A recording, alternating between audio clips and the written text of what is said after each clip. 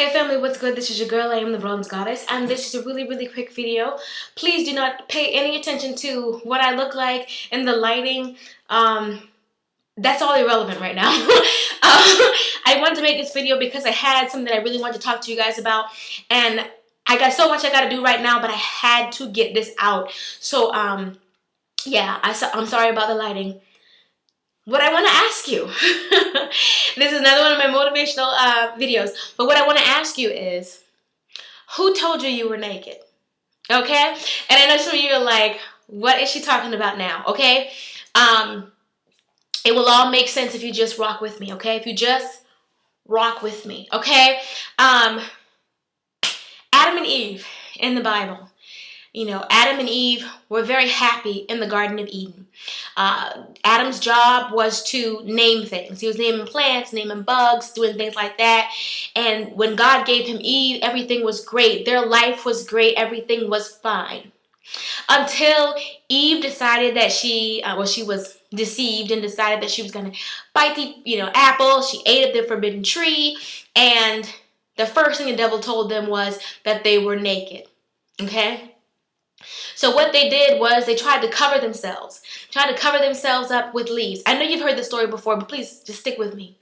They tried to cover themselves with leaves to cover themselves up. So then God comes to look for them. So God's calling them and they're like hiding. And God's like, asking them to come out, what's going on with you? And they say, we don't want to come out because we're naked. Now God knows everything. He is omniscient. He knows everything, but he still asked them, who told you you were naked? He asked them, who told you were naked? Basically, who told you that you're anything other than what I told you were, and that there was anything wrong with you? Now, the reason why this is really on my mind is because so many people listen to what other people have to say about them that you have let it cloud your own judgment.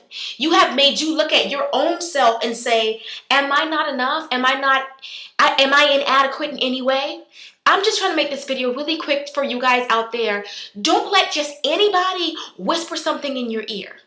If it's not God or not godlike or nothing uplifting or motivating or even something that's biblical, if it's nothing like that, don't just let anybody whisper things in your ear and make you second guess who you are, whose you are, what you're capable of, and your aspirations and your goals. Don't let anybody just say something to you and you just believe it. They were fine, but they thought because they listened to that. So sorry about that, guys. Every time I'm making a video, my daughter comes in. But anyway, like I was saying, I just don't want you guys to second guess who you are, whose you are, your path, who told you it was too late for you to go to school, who told you that the path that you're taking is wrong. I just want you to know that just anybody, especially the thing that gets me is when people let some random no-name person affect who they are. And I'm gonna give you an example. When I was younger, I liked this boy. What was the child name? I'm actually not gonna give his name because sometimes I post my YouTube videos on my personal Facebook, and somebody that I went to school with will know who this is. Okay, this isn't like Dallas or anything.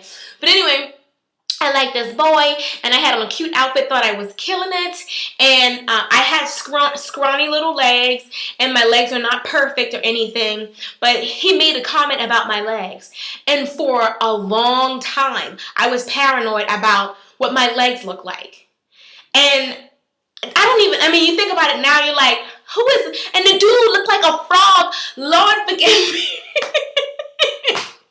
Lord forgive me. In retrospect, hindsight is 2020. He looked like a frog, as in Kermit the Frog, but yet he was clowning me. If I was who I am now back then, I would have been like, how you gonna tease me in my legs? And look at you, from head to your beat up toe. How you gonna clown me? But my point is, letting people who just let anybody, any random person just tell you about your life or who you are. Don't do it. Who told you were naked? Who told you there was anything wrong with you? You are fearfully and wonderfully made. And if anybody tells you otherwise, you need to stop talking to them. Stop associating yourself with them. But I just want you to realize that if God made you who you are and how you are, that's fine. And if things are going good for you, that's fine. Let it be fine. It is okay to let your guard down and be happy with where you are. And stop looking at other people and other people's life in an envious way. Looking at them, I wish I had a body like Beyonce, or I wish I had so and so, or I wish I had a butt like so and so. Don't worry about any of that. There's nothing wrong with you. You are absolutely fine just the way that you are. And even the people who you consider perfect, I bet you they know they got flaws. I bet if you ask Beyonce, she might be like, well, everybody thinks I'm this, but I actually don't like my so-and-so. There's going to be something. Just don't look at other people and think they have what you want, or they have the life that you want. Because those rich celebrities that everybody idolizes, and some people crazy enough to actually want to worship, they have problems too. They do. And, and I think the devil does that. He'll show you somebody else's life and be like, look what she's doing, look what he's doing, to make you feel like something's wrong with the life that you're living. If you're breathing, you got food on the table, clothes on your back, you are fine. You are absolutely fine. And don't want to take the path somebody else took. I mean, these are all lessons that I learned myself. I wanted to do this particular thing because this chef did it this way. So I'm going to take the same path that this chef took so I can be where this chef is. That's not how it happens. God doesn't give you a reheated blessing. Meaning, he's not going to give me exactly what he gave you.